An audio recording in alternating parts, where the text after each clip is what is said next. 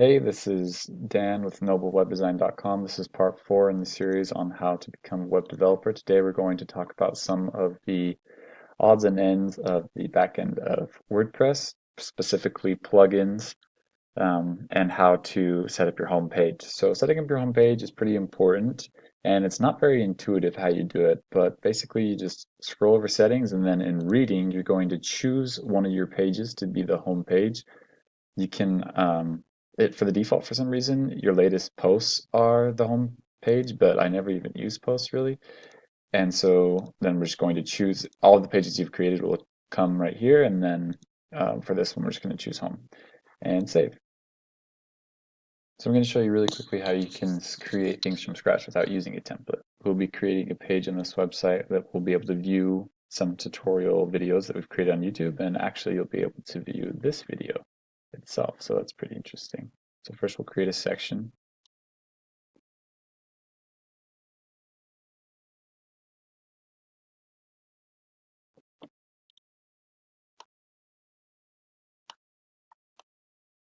And we can come down to video, or you can also search for video here. That way it doesn't take as long. And we're going to change the URLs to be the ones for the videos we want. And we can also change the, oh, looks like this doesn't have a title, so we'll have to add our own title, which should be pretty simple. Just use some text and a title.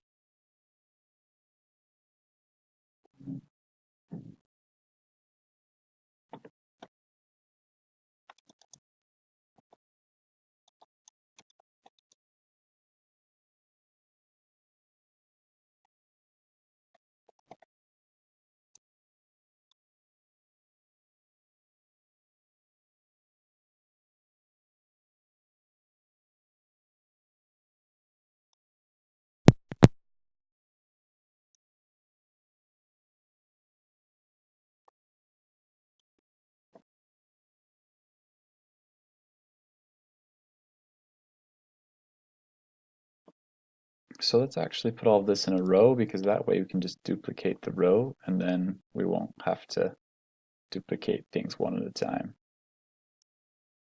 The column is 12 out of 12 width. We'll just throw the text and the video in that column. Maybe. There we go. And now we can just duplicate this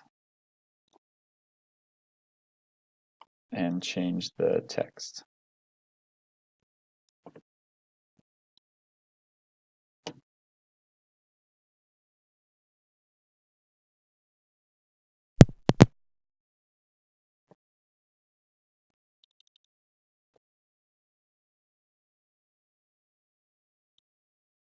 And again, it's just as simple as grabbing the URL and pasting it in.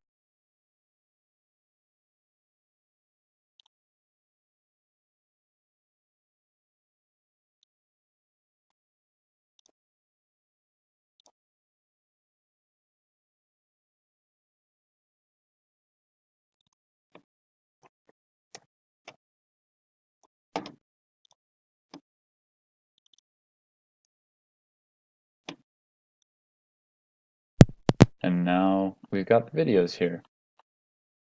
Let's say we don't want this to just be the home page, but we want to assign this to be a page just called How to Become a Web Designer, and create that in the menu up here. Let's do that now. So we're going to go into Appearance and then Menus. Then we just give our menu a name and create it.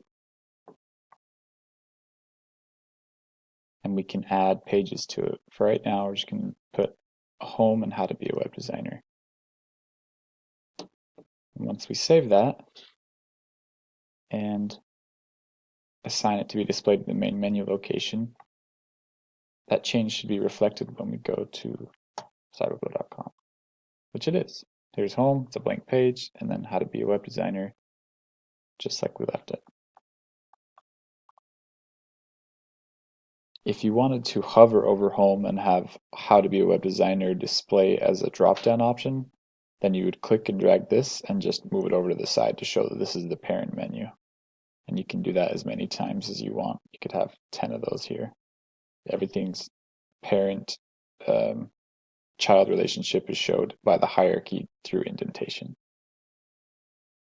Now we're almost done with the basics of everything. The next few things I want to talk about are really important, but they are pretty common. And so I'm sure that there's other tutorials out there that explain them in greater detail, so I'm just going to post those below. But specifically, we're going to talk about the plugins, contact form, and WooCommerce. So before I end the video, we'll just go to the plugins area so I can explain that a little bit to you. So down here, within WordPress, since it's so widely used, people create software to plug in to WordPress to change the things that it can do. And because of that, there's thousands and thousands of plugins that you can use to do different things. If you go to Add New, you can search for a new plugin or upload one that you have on your computer. So a lot of times we will, let's say, for example, a client wanted me to make some forms that calculated numbers based on what people typed in. And so I just typed in calculated forms. And some software came up that I could use in order to do what they needed. And it was actually a really, really good piece of software. Sometimes the plugins are free, sometimes they cost money, but usually if they cost money, it's definitely worth it because if you were to try and recreate what they've created, it would take hundreds of hours. So you're saving a lot of money just by buying it if it's like, $100 or less. So once you find the plugin you want, you just click install now and activate it, and then it'll modify the things you can do with WordPress. There's a lot of different things. One of my clients, you needed basically a school system where they had courses and classes and teachers, and I used this plugin to do all of that for me. I actually wrote a bunch of papers about all the plugins that there are because there's so many. So you can kind of just anytime a client asks you to do something, try and see if you can use a plugin to fulfill their needs before you go and make it on your own. All these plugins are coded in PHP, and I don't know why this isn't loading, but yeah, so I'll post those other videos about WooCommerce and Contact Form 7, and once you finish watching those, you're basically ready to start making websites.